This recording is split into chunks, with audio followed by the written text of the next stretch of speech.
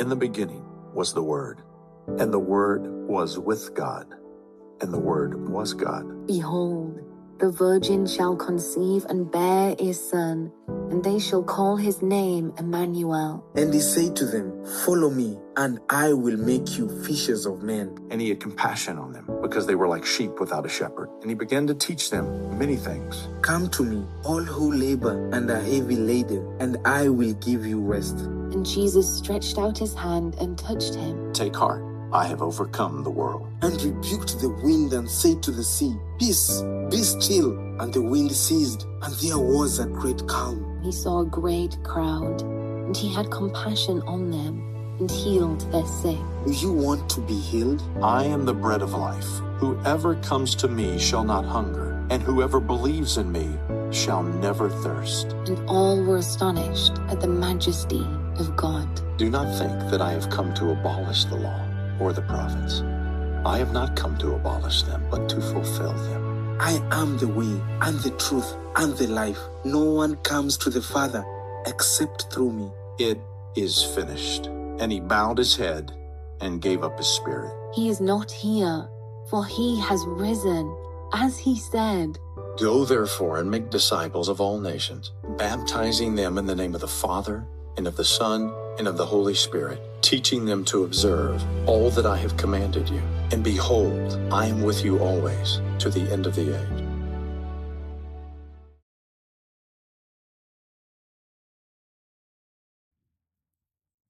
Good morning, everyone. Oh, that's a good one. Thanks so much. My name is Bryant, and today at 1:33 p.m. Pacific Standard Time, I will be 45 years old. Thank you. Thank you. So what I want you to do is turn to the person sitting next to you and decide, is 45 old or is 45 young? Go ahead.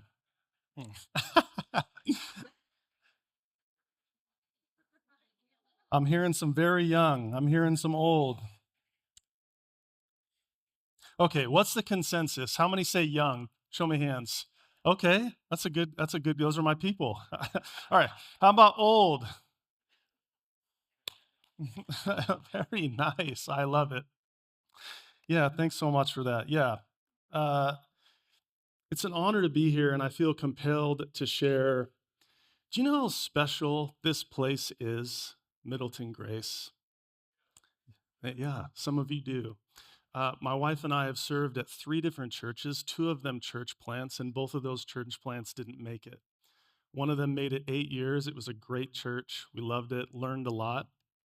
But I think Middleton Grace, 9 years old, is that right? 9 and a half? Do you realize 1 in 5 churches make it? 1 in 5 church plants make it. So this is such a special place. So I heard a couple weeks ago, yeah, you can give them a round of applause. Thank you. What?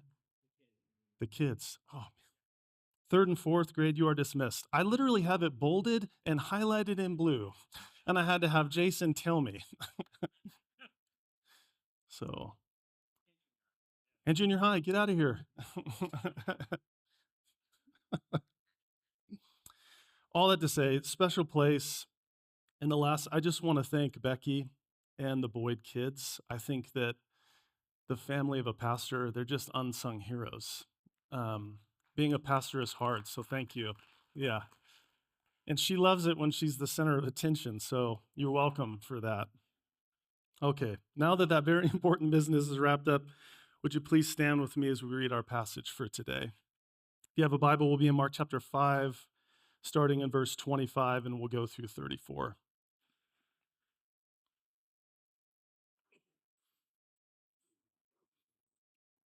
Starting in verse 25, now a woman suffering from bleeding for 12 years had endured much under many doctors. She had spent everything she had and was not helped at all. On the contrary, she became worse. Having heard about Jesus, she came up behind him in the crowd and touched his clothing. For she said, if I just touch his clothes, I'll be made well. Instantly, her flow of blood ceased, and she sensed in her body that she was healed of her affliction. Immediately, Jesus realized that power had gone out from him. He turned around in the crowd and said, "Who touched my clothes?" His disciples said to him, "You see the crowd pressing in against you, and you say, 'Who touched me?'" But he was looking around to see who had done this. And the woman, with fear and trembling, knowing what had happened to her, came and fell down before him and told him the whole truth. "Daughter," he said to her, "your faith has saved you. Go in peace and be healed from your affliction." Y'all can have a seat. Let me pray just for a moment for us.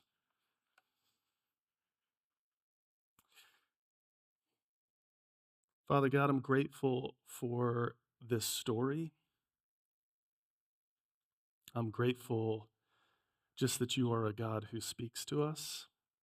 And I pray that in this moment that you would help me just to forget myself and give me a love for these people. Pray, God, that you would speak through me. Use me to share whatever you have for these people. Keep me from saying anything that wouldn't be edifying to them. Help me to speak from a true heart. I pray, God, that at the end of this message, that they would hear your love for them, the Father's heart for his people. And bless them in this time. In Christ's name I pray. Amen. So do we have any medical professionals or first responders in the crowd? A couple. I'm super thankful for you all, especially recently. Can we just give them a round of applause as well? Yeah. I'm particularly grateful for medical professionals because recently on January 7th, I had a knee surgery. And even though I was asleep and entirely unaware, at the very beginning of the surgery, I was given an antibiotic and I instantly went into anaphylactic shock. My blood pressure dropped to 50/30. Again, I'm totally unaware. And I was really in bad shape. But what's amazing is that the doctors were equipped with very powerful medications, and they were able to stabilize me. In fact, the knee doctor didn't even pause the surgery. Working with the anesthesiologist, they're able to stabilize me and just move forward. I, I just find that to be a modern marvel, that the body can be in such a bad shape. But with all that we know about science and medical technology, they were able to stabilize me. And I just want to state the obvious that the physicians that this woman in this passage was seeing were not like the physicians that I saw. You know what I'm saying? They had medication, they had medical procedures, but they most certainly were not like the ones we have today. In fact, in verse 25 through 26, the author of Mark makes a point to say just how bad they were. Verse 25, now a woman suffering from bleeding for 12 years had endured much under many doctors. He's making a point, endured much. She had spent everything she had, and it had not helped at all. On the contrary, she became worse. So, as if it's not enough to say that she's suffering from the bleeding alone, the language here is used to point out that the help that she had gotten from many doctors was as bad or worse as the illness itself. So, I want to take a closer look at this woman's story to take a look at just what this suffering would have looked like. Because it's difficult when you're reading just a couple of lines to think through what it must have been like for her day to day. So, in doing a little bit of research, I just want to take a look at what her day to day reality would have been like, just to set the stage. So, first, she would have suffered greatly physically. Due to her continual bleeding for 12 years, she would have suffered from severe anemia and iron deficiency. This would have led to debilitating fatigue and weakness, shortness of breath, heart palpitations, dizziness, lightheadedness, headaches, and brain fog. I mean, can you imagine in this particular story, after 12 years of this, the effort that it must have taken for her to get through the crowd that's pressing in on Jesus? That's how desperate she is. But it doesn't stop there. She suffered at the hands of the physicians. As I shared at the beginning, doctors back then were not like the doctors that we have today. The care would have been rough. A couple of the procedures that she would have likely endured, she would have probably been given tinctures or potions. She would have been given different mixtures of drink that made up of various herbs and wine. Not good herbs, not good wine. And some of them would even have been used to pack the wound. And I'm going to leave it at that. Secondly, apparently they believed in shock therapy. But I'm not talking about electrical shock. I'm talking about scared shock. So physicians would have literally snuck up on her in public and scared her because they believed that a good scare would reset the nervous system and might stop the bleeding. I mean, can you imagine that, walking around in the market, never knowing when a physician might sneak up behind you and scare you? So just the physical embarrassment. Last and clearly worst of all would have been bloodletting. I don't know if you know what bloodletting is, but in the Greco-Roman world, it was believed that illness came from an imbalance of the four humors, which basically that's just four bodily fluids. I'm not going to tell you what they are, but one of them was blood. And since she was bleeding so badly, they would have believed that she had too much blood. So they literally would have drained what little blood she had left. Are you getting the picture? How this woman would have suffered at the hands of these physicians. Furthermore, and this is the craziest part, she's paying for this. She's literally paying for this, and she has gone broke. She has spent everything, absolutely everything she had. Mark makes the point to say that she's worse off than before. She would have suffered spiritually. And I'm not going to read the passages because really just for the sake of time, but if you want to look it up, in Leviticus 15, a woman who was bleeding in the way that this woman is would have been considered ceremonially unclean. And I don't want you to think that ceremonially unclean means sinful or broken or wrong. That's not what it means. It just means unable to participate in temple worship. So for us today, and I don't want to move over this too fast, what this would have meant is this woman would not have been able to attend Middleton Grace for 12 years. And she suffered socially. Leviticus 15 goes on to say that not only is she unclean and unable to attend worship service, but every piece of furniture that she would have touched would have also been considered unclean. This means that any piece of furniture that she sits down on would have been considered unclean, and then any person who touches that piece of furniture, the uncleanness would pass from the piece of furniture to that person, and then they would not have been able to participate in temple worship. Again, this is not sinful. Don't have time to go into it deep, but it's not sinful. It just means can't attend temple worship until they wash their clothes and wait until evening. Can you imagine the pariah that she would have been in her circles? Nobody wants to touch her. Nobody wants to touch what she touches. And after 12 years of this, can you imagine how alone she feels? Just desperate. And this is the state she's in this passage. So try to put yourself in this woman's shoes. She has suffered greatly from every single angle in life. Every one. She's totally desperate and alone. And then one day, she hears of this rabbi who's healing people throughout the land. She knows that she's considered unclean. She knows that everyone around her knows that she is ceremonially unclean. She should not be in the crowd. She should not be touching others. Yet she is so desperate for a solution, and having nowhere left to turn, she thinks to herself that if I just touch his clothing, I might be healed.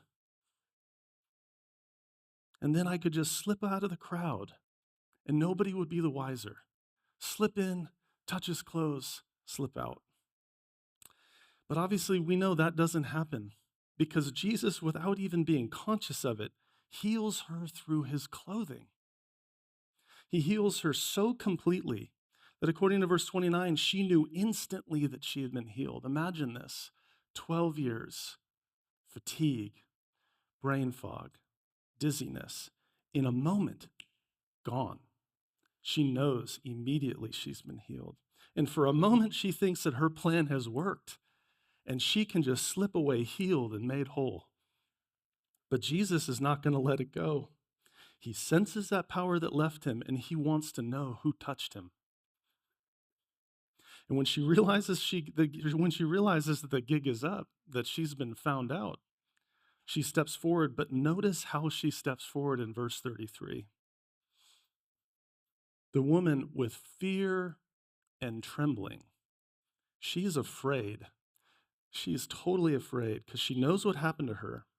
So she comes and she falls down before Jesus. She tells him the whole truth.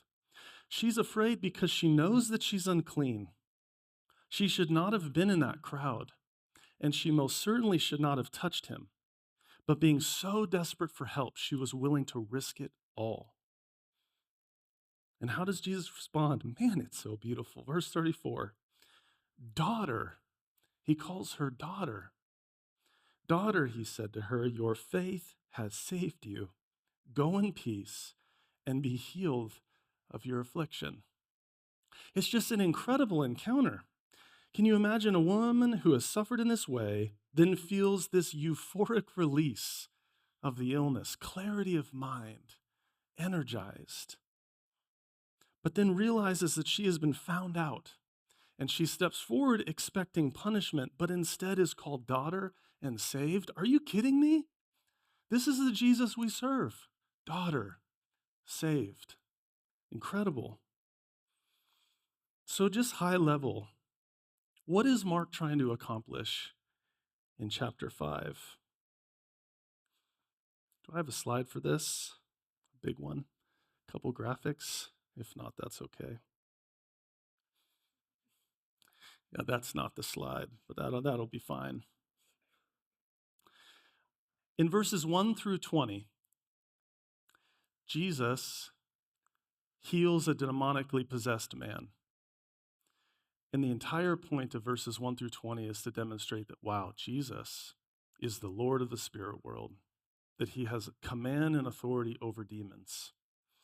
And then we see in verses 5:21 through 24 and 35 through 43 in what they call a Markian sandwich, for all you Bible nerds out there, Jesus raises a 12-year-old girl, Jairus' daughter, from the dead. And this demonstrates one thing, that Jesus has the authority over death itself. And then in 5:26 through 34, which is the passage we're in today, Jesus heals a woman 12-year-long bout with sickness, which demonstrates that Jesus is Lord and has authority over sickness. The Jewish audience, when they're watching this, these miracles were meant to demonstrate one thing, that Jesus is Lord over demons, sickness, and death. Yeah. That this is the promised one from the Old Testament who would come and save his people. This is what Mark is communicating through these passages. Jesus is Lord of demons, sickness, and death. But for us today, a couple thousand years later, this does beg an interesting question. Does God still heal today? Is Jesus still the Lord of demons, sickness, and death? And I want to share a story that I hope will demonstrate this. I've got a friend from college, and he was a very successful salesman, and he had a really big opportunity at the company that he was working at. He had a client that he had been working with for a long time, and the moment to present his product to this client had finally come. The client was coming in the next day. So he goes to bed early the night before to get a good night's rest. And when he wakes up in the morning, he can't really get up because his back hurts so bad. He has a stabbing pain in his back. Now, he's had back pain for a long time, and so he thinks to himself, if I just wait here for a second, if I just give it a minute, I'll probably be okay. And even though after a minute he is able to sit up and he's able to function a little bit, but he's in so much pain that he has to have his wife put on his socks and his shoes. Guys, if your wife puts on your socks and your shoes, is that pain or is that pain? That dude is in a lot of pain. So my friend makes it into the office and he heads into his boss's office.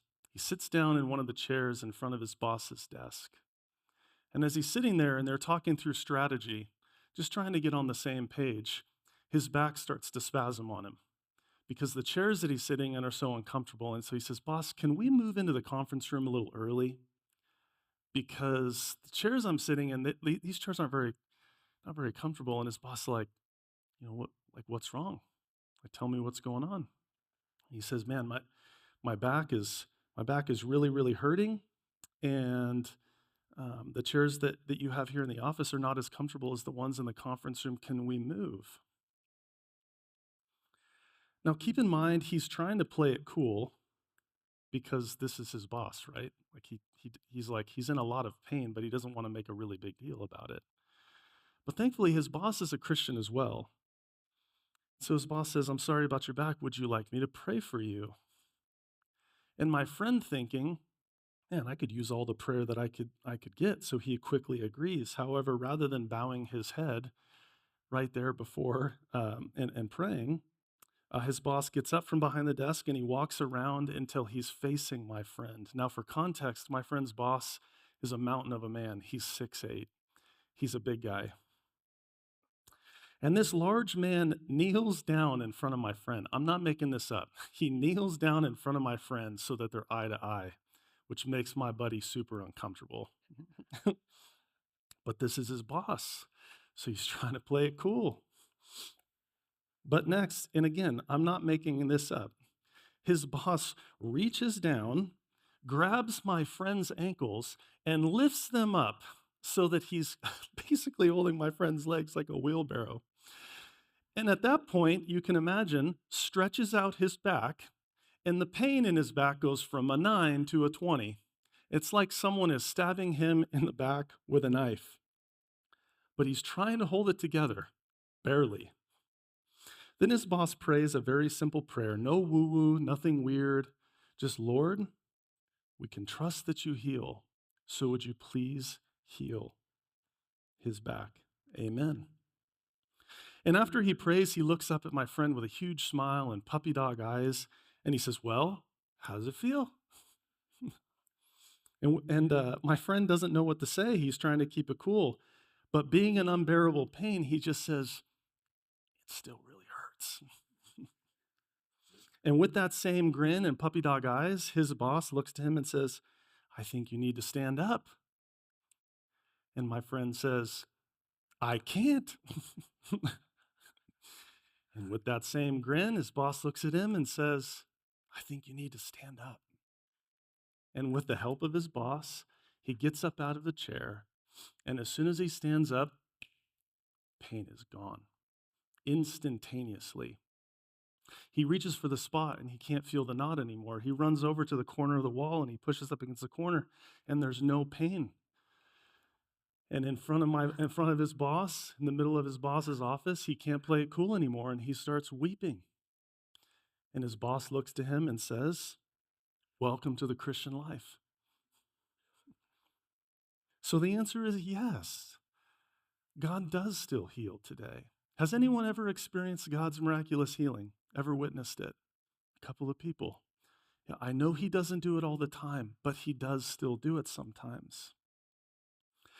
God still heals today, just as he did back then, and Jesus still is Lord over demons, sickness, and death.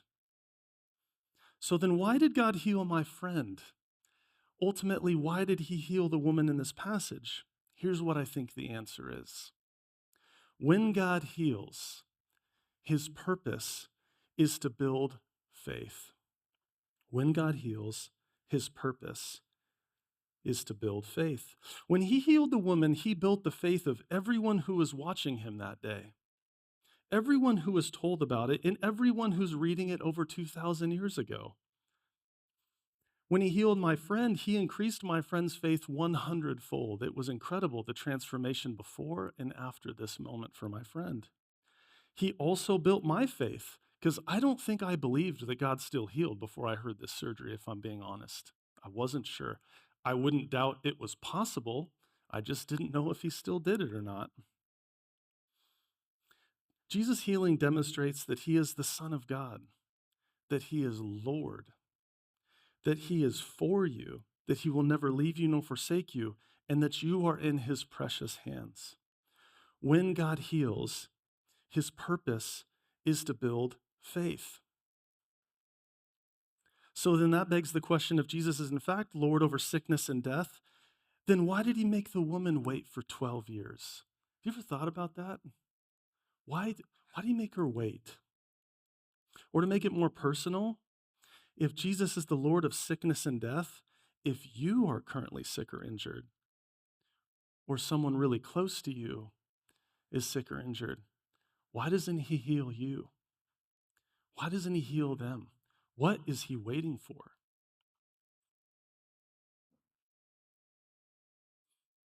God allowed this woman to suffer for 12 years, and to heal her took no effort on his part. She was the one who initiated it merely by touching his garment. So why not sooner? And before we examine the true reasons for the delay, let me establish a couple of the false ones. This might not be an exhaustive list, but I hope this is helpful for you, just to get an idea of the character of God and why he would make her wait and why he would not. So false reason number one, it's not because he didn't care. It's most certainly not because Jesus did not care. Psalm 34, 17 through 18 says, "The righteous cry out, and the Lord hears and rescues them from all their troubles. The Lord is near the brokenhearted. He saves those crushed in spirit." He cared deeply for this woman. You can hear it in his response. "Daughter, you are saved." He cared for her a great deal, so it's not because he didn't care. False reason number two, it's not because he didn't understand what it was like to be her. Hebrews 4, 14 through 16. "Therefore, since we have a great high priest who has passed through the heavens, Jesus, the Son of God, let us hold fast to our confession.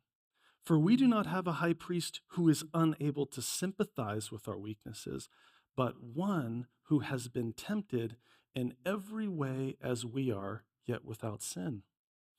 Therefore, let us approach the throne of grace with boldness so that we may receive mercy and find grace to help us in time of need." Jesus was tempted in every way as we are, and he suffered more than any human had in all time. So he knows exactly what it was like for this woman. He knew exactly what it was like. So it's not because he didn't understand. False reason number three, it's not because he was absent or unaware.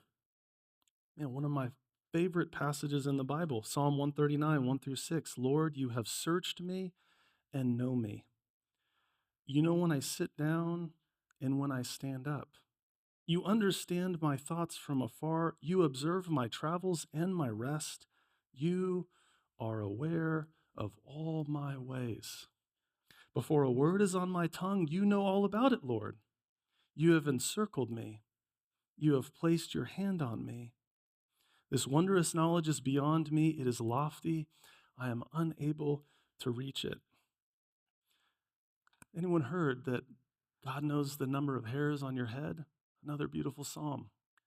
He is so intimately aware of everything about you, down to the granular detail of the number of hairs on your head and when you're sitting and when you're standing. So it's not because he was absent. It's not because he was unaware. False reason number four, it's not because she was disobedient, and this is important. A couple of weeks ago, Jason preached on a man born blind, healed by Jesus, and when the disciples asked, who sinned? Who sinned that this man would be born blind, him or his parents? And Jesus' response was neither. Neither. He was born blind so that the works of God might be displayed in him. And lastly, false reason number five, it's not because he wanted her to suffer. See, God is not cruel. He does not wish that we would suffer.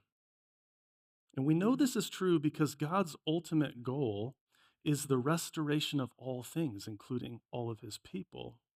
Revelation 21:4.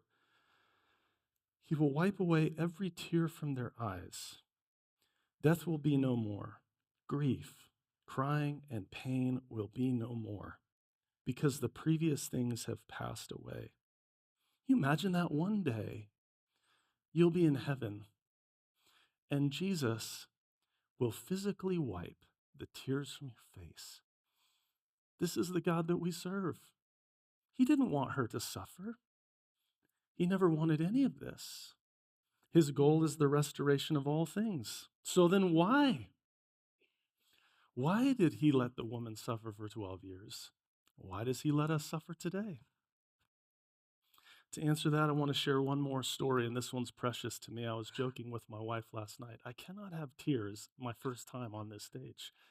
And so I'm going to try my best, but I can't make any promises. So it's a precious story to me. About 4 years ago, I was serving as a care pastor at a local church, which meant I got to do a lot of premarital counseling, followed by the weddings. Jason and I joke about this all the time. Premarital can be fun. And those weddings, they were beautiful, beautiful moments. But truthfully, the most sacred moments were when I would make trips to visit those who were dying. And then I was able to participate in their memorial service after they were gone. Those are sacred, sacred moments. And one of these visits in particular stands out to me even to this day because I met a woman who had a faith and spiritual maturity that made me, as a pastor, honestly look and feel like a baby Christian. She made me look like a little baby in the faith. Her name was Kathleen, and the church received a call from Kathleen's hospice nurse who was reaching out on Kathleen's behalf, requesting that a pastor visit her. And the hospice nurse shared that Kathleen had been suffering from cancer for years and that she was in a lot of pain. Also shared that Kathleen was nearing the end and that a visit from a pastor would mean a lot to her. So I set up a time to visit her in her home, and since I had an intern at the time, I brought him with me. And when we arrived, we were greeted warmly by Kathleen. And she asked us, just come on in, yelled at us from the back room, because at this point, she really has a hard time getting up and moving around, mostly bedridden. When we went back into the room, Kathleen, she had a peace about her. You ever walk into a room sometimes and you can just sense the energy? Like you can tell if people are grumpy or sad or happy. Kathleen was at ease, and she put Zach and I at ease. She smiled and was grateful that we had come. And right away, Kathleen shared that she needed help getting to the bathroom, as well as help putting together her medication in the kitchen. And so, of course, I offered to gather her medication. I know, shameful, but funny. My intern, Zach, helped her out of bed, helped her with her walker, get to the bathroom, of course, closed the door behind her so that she could have her privacy. And while that was happening, I went into the kitchen, and to this day, I have never seen that many pill bottles outside of a pharmacy. It was unbelievable what Kathleen had to take. So I fixed her some food because that's what the pills required, and I brought it to her as she returned to the bed with Zach's help.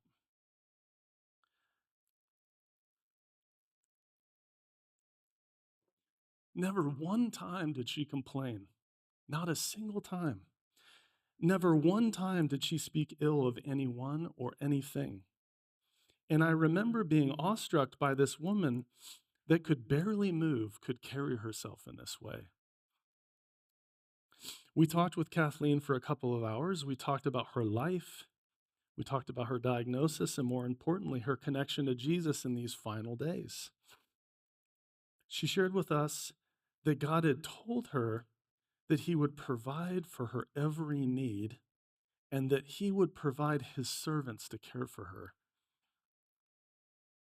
And these are quotes from her that I literally took out of my journal that day. She said she was experiencing this because he was providing all the right people at the right times to say the right things. She had spent time in her last days listening to Randy Alcorn's book on heaven, and it had been helping to build her faith and prepare her for what was to come. She said to me, I am viewing this as an adventure, and I'm experiencing his victory all the time. She said that God was bringing to memory flashes of life memories, showing her how he had been preparing her by using them to get her ready for this very moment. And then she shared something that still lingers in my mind to this day. She said, "This is God's boot camp for me, and I am passing." At that point in my life, during this story, I'm a 40-year-old man, and I'm a pastor, and I'm witnessing a level of faith and hope in the midst of great suffering that I have no category for. I literally don't. I've never seen anything like this before at this point, and it was beautiful to behold. And so then here's the big question. Where did Kathleen's incredible faith come from? How did she become this type of woman? See, just like the woman in our passage, Kathleen was stripped of any illusion of any power or control. She knew that there was nothing she could do to cure herself. And just like the woman in our passage, she was stripped of the illusion that a physician could do anything more to cure her. They had tried and tried, done everything they could, and they were at the end of their tools. This put both Kathleen and the woman in the passage in a place in which they were totally and completely vulnerable before Jesus. Now think of this. If God had healed the woman bleeding within a couple of weeks, would that have been considered grace? Of course it would. But it would have never yielded the desperation that caused her, at great risk to herself, to approach Jesus in an unclean state to grab his clothing. Both this woman and Kathleen's suffering put them at the feet of Jesus, knowing that he was their only option. He was all they had. So they put their faith in Jesus alone as the one who could help. Do you see how that also is grace? As Paul Tripp calls it, uncomfortable grace. So as the worship team starts to come up, here's the point in all of this. We walk around with the idea that we all have control of our lives. And honestly, I am the absolute worst at this. I spend so much time and energy trying to predict every possible worst case scenario so that I can be prepared and ready. But in the end, all that does is give me the illusion of control. Just the illusion, because the truth is, I have control over so very little, so very little. And see, suffering has this incredible way of making that fact totally and completely obvious. It makes the truth clear that putting our faith in God, putting our faith in the only one who actually has control, who actually can do something about it, who actually cares for us, is our only option, and that is the mercy and grace of God. So here's the big idea of the whole message. When God heals, it is to build faith. And when God doesn't heal, he also uses it to build our faith. So as a way of encouragement, if you are suffering now or know someone who is, partner with God and let him use it to refine you and shape you and change you and build your faith. And let it build the faith of those around you, just like Kathleen. You see, Kathleen was such a remarkable woman because she looked so much like Jesus. She carried herself. She, as Jason's used in the past, she smelled like Jesus. She sounded like Jesus. She looked like Jesus. Her faith was strong. Her faith was strong.